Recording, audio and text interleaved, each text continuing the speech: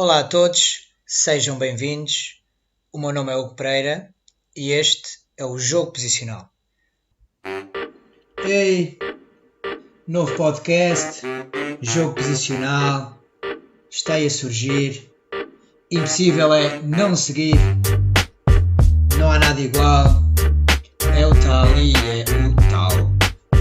Nova filosofia, dá para ti e inclusive dá até para a tua tia. Jogo Posicional. Olá malta, sejam bem-vindos a mais um episódio de Jogo Posicional. É o episódio número 7, mas que é o 8, por contabilizamos o 0. E hoje falaremos sobre adaptabilidade, mas com algumas questões de transcendentalismo. Como vamos referindo e como fomos referindo ao longo de vários episódios, este podcast é um podcast sobre futebol, mas não só, onde tentaremos encontrar pontos concorrentes e tangenciais de outras temáticas, de outras áreas do pensamento humano e da sociedade humana e haver aqui uma perpendicularidade com o futebol. Hoje estaremos em São Petersburgo, no ano de 1894, a 20 de outubro. É neste dia que se dá a coroação de Nicolau Romanov, o último dos Romanovs a ser coroado, e para entrarmos aqui num contexto do que estava a acontecer na Rússia, em alguns zemstvos, que eram sistemas de administração local, o povo estava esperançado em começar a ter um papel ativo naquilo que era a governação do seu país. E ciente e consciente disto, Nicolau Romanov tinha a possibilidade, quando da sua coroação, de começar a acolher uma democracia e uma modernidade que já acontecia na Europa Ocidental, ou que estava a acontecer na Europa Ocidental, ou manter a sua monarquia medieval.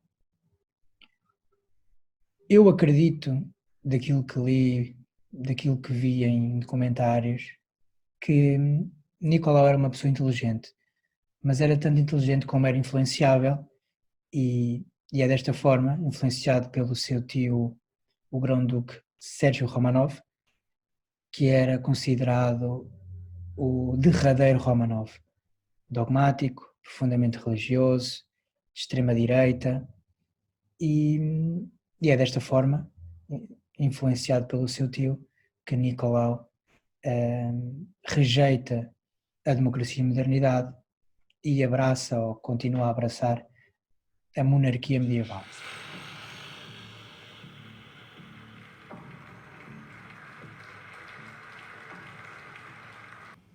I'm aware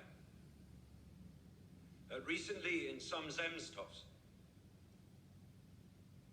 the people have been carried away with senseless dreams of taking part in the business of government. Let everyone know that I will retain the principles of autocracy as firmly and unbendingly as my unforgettable late father. Malta, vou só pôr aqui o capacete. Como referi anteriormente, a temática de hoje é adaptabilidade com intenções de transcendentalismo e Natalie Fratt, numa TED Talk sobre esta temática, diz o seguinte: In the year 2000, a man finagled his way into a meeting with John Antioco, CEO of Blockbuster, and proposed a partnership to manage Blockbuster's fledgling online business. The CEO, John, laughed him out of the room, saying, I have millions of existing customers and thousands of successful retail stores. I really need to focus on the money. The other man in the meeting, however, turned out to be Reed Hastings, the CEO of Netflix. In 2018, Netflix brought in $15.8 billion, while Blockbuster filed for bankruptcy in 2010, directly 10 years after that meeting. Depois de ouvirmos Natalie Fratt, surge a necessidade, penso eu, de definirmos dois conceitos: exploitation e exploration. Como não possuímos em português dois vocábulos que sejam ou que diferenciem e distingam estas duas palavras, estes dois conceitos, iremos mantê-los ao longo do episódio. Exploitation remete-nos para a nossa completa concentração de fazer melhor aquilo que estamos a fazer. E, portanto, é a origem da eficiência, trata-se então da produtividade. No lado inverso da questão, temos a exploration.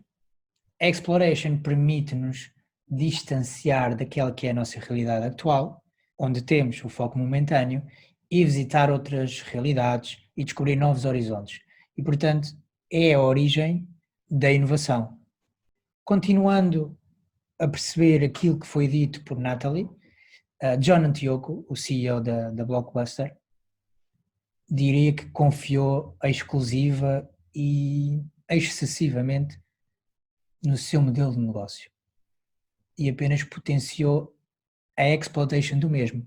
Esta questão de pensar all along, de pensar diferente, de pôr à prova o seu modelo de negócio, foi rejeitada, ou diria, não foi contemplada, e o que acabou por acontecer foi que a Blockbuster caiu na bancarrota e o outro interveniente nesse meeting, nessa reunião, que acabou por ser o CEO da Netflix, como percebeu ou idealizou ou imaginou uma realidade diferente e pôs à prova um modelo de negócio que tinha êxito, hoje em dia acaba por ser sucedido, enquanto a outra empresa deixou de existir.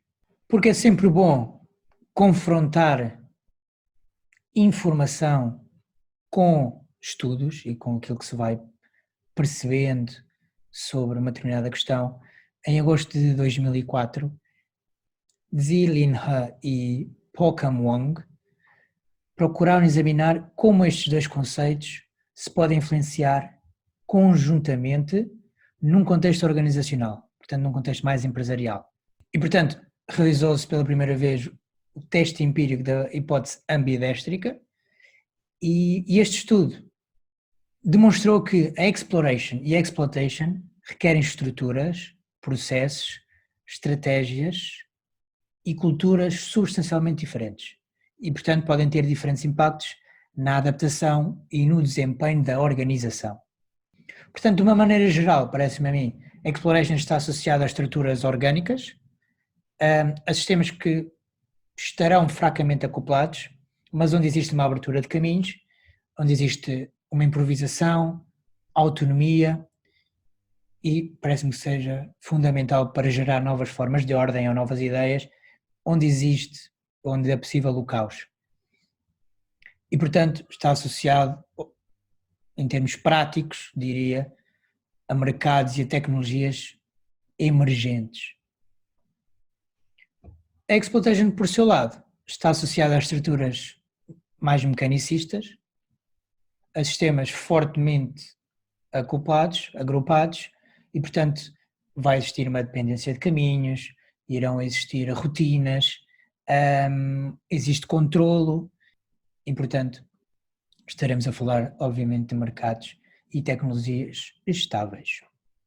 Continuando em alguns resultados deste teste, as interações entre estratégias de exploration e exploitation estavam positivamente associadas com a taxa de crescimento das vendas.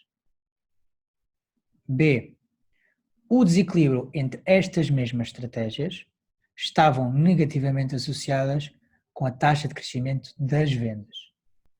E, portanto, parece-nos de fácil percepção que é na correlação entre elas, exploration e exploitation, que se dá não só o crescimento do negócio, mas também o desafio a este. Portanto, uma precisa da outra para crescer e nenhuma delas funciona de uma forma independente. E parece-me que faz todo o sentido quando abordamos ou quando começamos a falar da questão do Romanov. A forma como poderia não dar controle total ao povo, mas permitir que votasse ou que fizesse parte de algumas decisões do país, faria com que o seu legado, a sua coroação, o seu reinado fosse muito mais estável e que pudesse então ter perdurado no tempo, o que acabou por não acontecer. Então, de certa forma, penso que podemos associar isto com o futebol na medida em que, quando um treinador chega a um contexto, ele tem ou deverá ter as suas ideias claramente definidas. E neste contexto, que irá ser distinto e diferente daqueles anteriormente vividos, terá de continuar a existir uma simbiose entre o treinador, enquanto ideologia, enquanto pessoa, enquanto profissional, e tudo o que o envolve. Agora, neste contexto, a ideia não deverá ser abandonada, ou a matriz da ideia, melhor dizendo, não deverá ser abandonada. Ela deverá ser mantida. O que irá acontecer é que os complementos dessa ideia, a complementarização dessa ideia, ou, ou questões complementares a essa ideia, irão acontecer, irão ajudar no crescimento dessa mesma ideia. E é desta questão que falamos da adaptabilidade com questões de transcendentalismo. Uma ideia que existia por si própria, em função daquilo que são as alterações do envolvimento, do contexto, seja empresarial, ou seja, neste caso no futebol, irão fazer, ou pelo menos farão com que exista uma reflexão e percepção de que a matriz desse irá manter, mas terá de caminhar para um determinado rumo para que ela possa crescer e para que ela se possa exponenciar. Grande parte dos estudos que fomos encontrando sobre esta temática, especialmente a exploration, exploitation, da questão da adaptabilidade, acabam por ser extremamente organizacionais ou numa perspectiva empresarial, diria, e, e é giro ver que ao longo dos tempos a percepção de como as coisas podem ser eficientes e trabalhadas tem mudado um bocadinho, e Chris Argyris e Donald Schoen distinguiram três níveis de aprendizagem.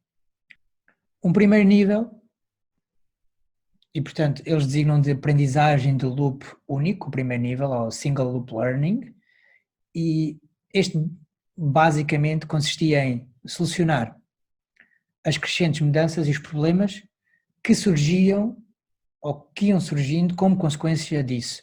E, portanto, era ignorada a causa real do problema. Ou seja, perceber o que aconteceu, retificar, mas não retificar numa perspectiva de, ok, qual foi a causa que promoveu isto, mas sim em termos, diria, mecânicos, não orgânicos da coisa, mas em termos mecânicos. Depois, um segundo nível de aprendizagem, o Double Loop Learning, aprendizagem de loop duplo, e aqui a causa do problema é aprofundada e parece-me extremamente importante que o feedback usado para analisar as ações passadas passa a fazer parte desta aprendizagem. O problema é que é ignorado o aspecto mutacional do mundo e da sociedade, ou até mesmo dos desafios que essa própria organização venha a sofrer. O último nível de aprendizagem é a aprendizagem de loop triplo, ou a aprendizagem de Eutero.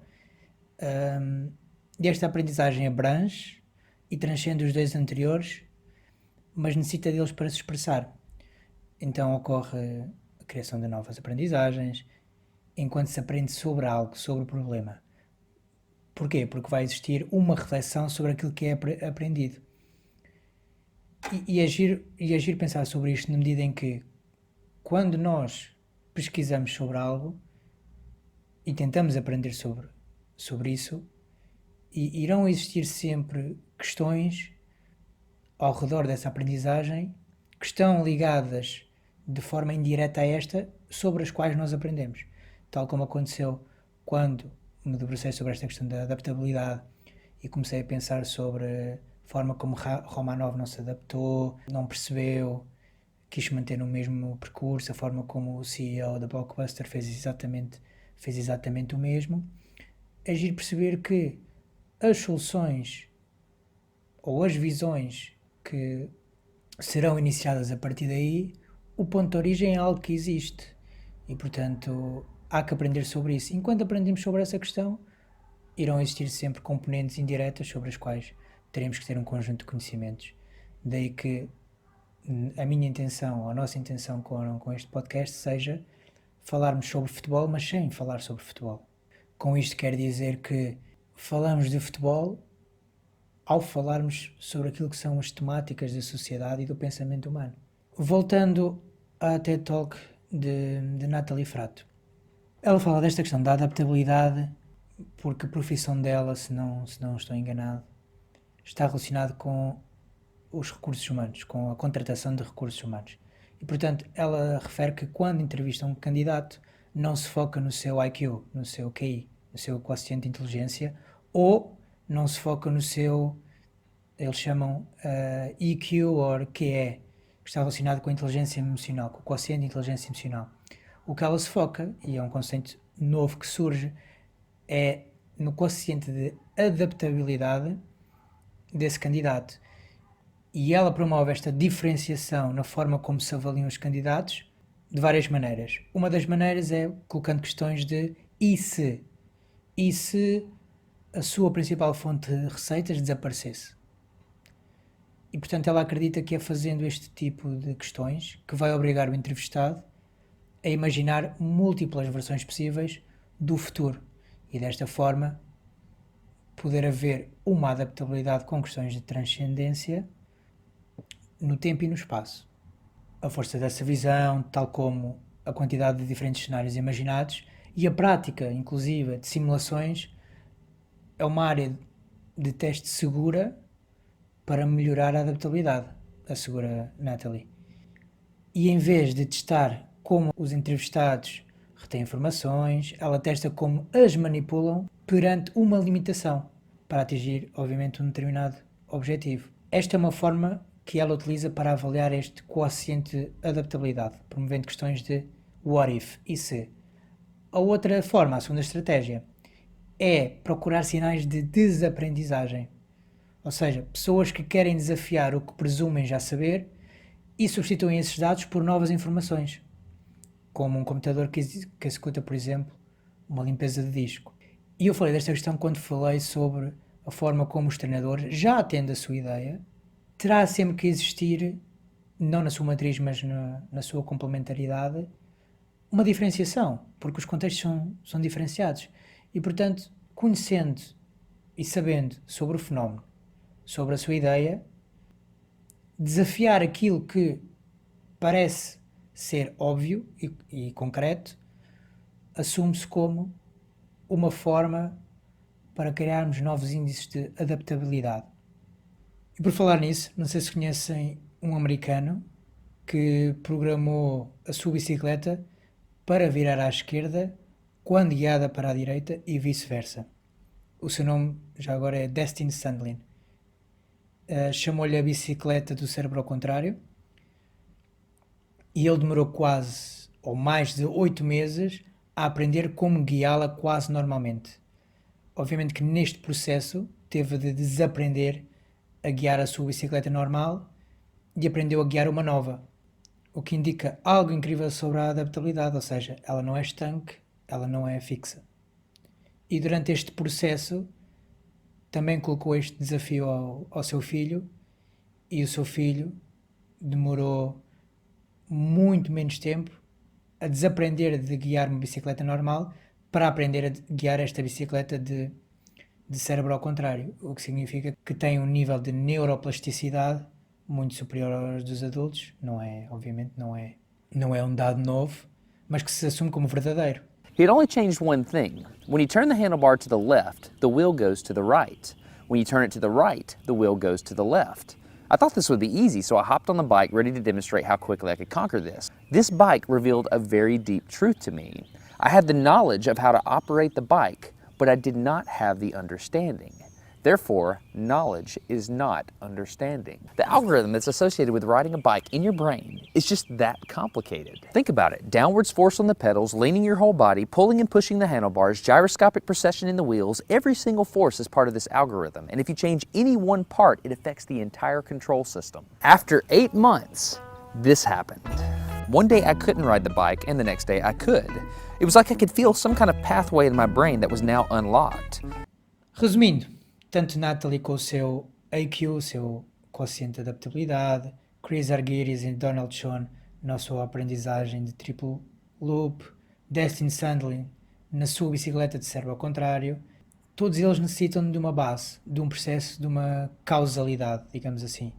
Mas isso não os tolda, não os impede de criar novas adaptabilidades, novas aprendizagens, enquanto estão a aprender sobre algo, enquanto simulam um futuro ou imaginam um cenário.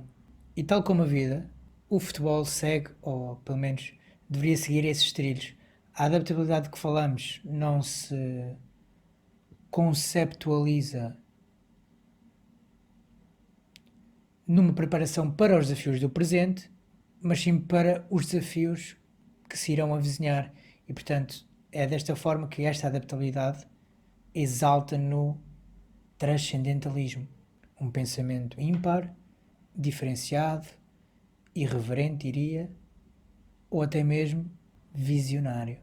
E deixando este ponto que se Nicolau Romanov tivesse estudado e entendido o contexto e se tivesse adaptado com intenções de transcendência, então talvez a sua dinastia não tivesse terminado como terminou e de forma tão brusca.